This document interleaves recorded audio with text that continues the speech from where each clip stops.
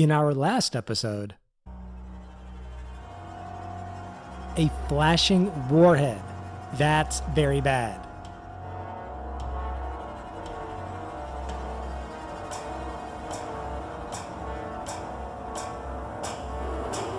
It's flashing faster.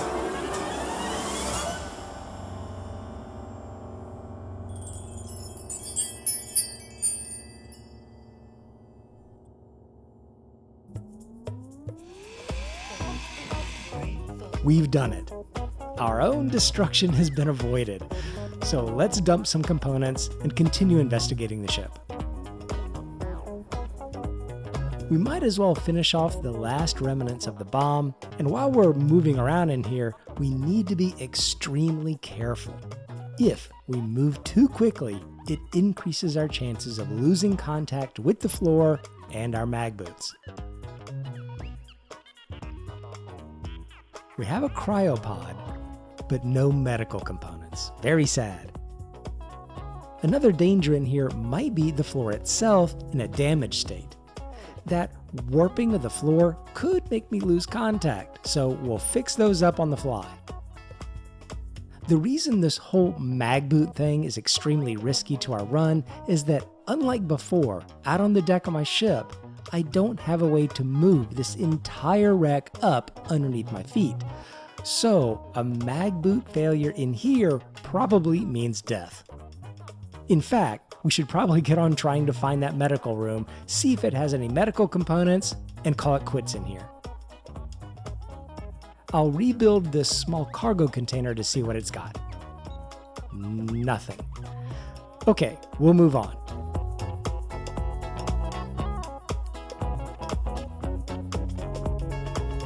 Let's hack this one. A hydrogen and oxygen bottle, not much. There it is. But it has a disappointing 2 medical components left. We'll grab those though, then inch our way safely back to the ship. Well, 2 is better than none, but I'm definitely coming up short on what we need. While we're out here, we'll grab a space satellite. It's close.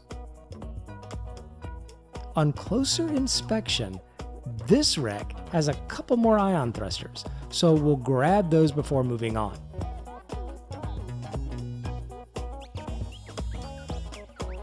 Okay, let's move on to another wreck and hope for better luck. I'm liking this ship. I know I built it, so I'm biased, but I've built plenty of things I'm not happy with. This, so far, has lots of unique points of interest, and also, as a preference, I like it when I can add color to a ship through the lighting. I think that's a good look. Alright, I've picked up another new signal out here, one I haven't investigated yet, so let's take a look. What have we here? That's a bomb, or warhead, or mine, whatever you want to call it. In fact, this whole asteroid cluster is mined. Okay, I didn't have the camera rolling, so you missed a pretty exciting event. I thought I'd come completely around to the other side of the asteroids and try to grab up a couple cargo containers and their contents. When I got close, the interior exploded. You can see the temporary cargo containers it left behind.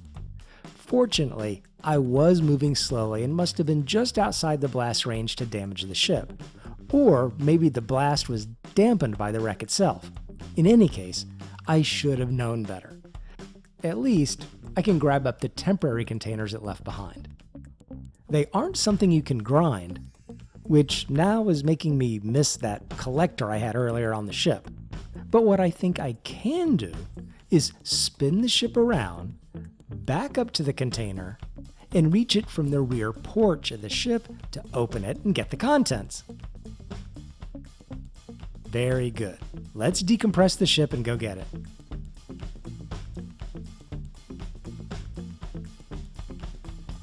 Iron ore. Not helpful. Let's see what's in the other one.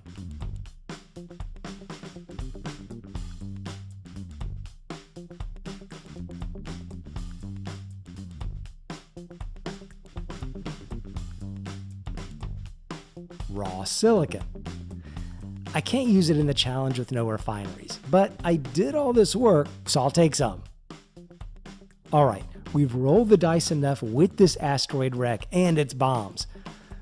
No, I'm not going near the other part of the ship and risk it. We'll move on. There, another Mayday signal on the way to the first wreck we found. Let's stop off on the way and see what it has. Another small cargo vessel. Look, I see more bombs. This is just like the other one. Some days you just can't get rid of a bomb. We'll mark this location with the GPS marker and note it as a dangerous site. We're at 601 thruster components and around 113,000 kilograms. So let's start heading back. We've picked up yet another signal on the way. And this one looks to be a fairly nice little ship.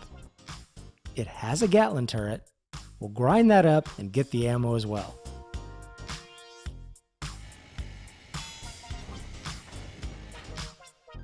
This is an interesting ship. It has two large grid hydrogen tanks at least half full, and it looks as though the tanks are connected to the rest of the ship with a connector and a merge block. What we might be able to do later is grind off the merge block, hack the connector to disengage the hydrogen tanks, then use the hydrogen tanks as our own refueling depot. These large grid hydrogen tanks hold several times what my small grid tank holds on the ship. So even half full, I should be able to get several refills out of those tanks. I'll probably have to hack the tanks and take control of those too, but it's all pretty doable. We'll have to come back for that though. For now, we'll get onto the other Gatling turret and call it a success. At least it didn't have any bombs. I've had enough close encounters with bombs for one episode. We'll get the container too. It might have some juicy bits. We're at 120,000 kilograms now, so we'll definitely head on back. This time for real.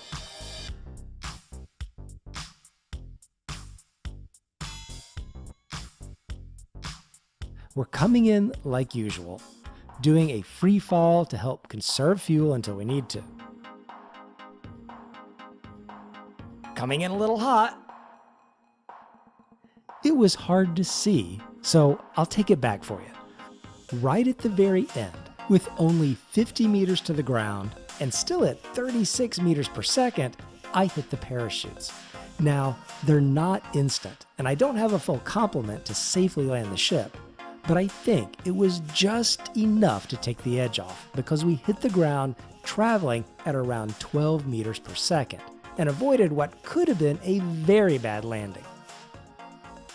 There was really no need for me to take that risk, as I had plenty of fuel, so next time we'll take it a little bit easier. But it was exciting. I can see that our bottom connector is grayed out, so it obviously took some damage on the drop. Better than the rest of the ship though.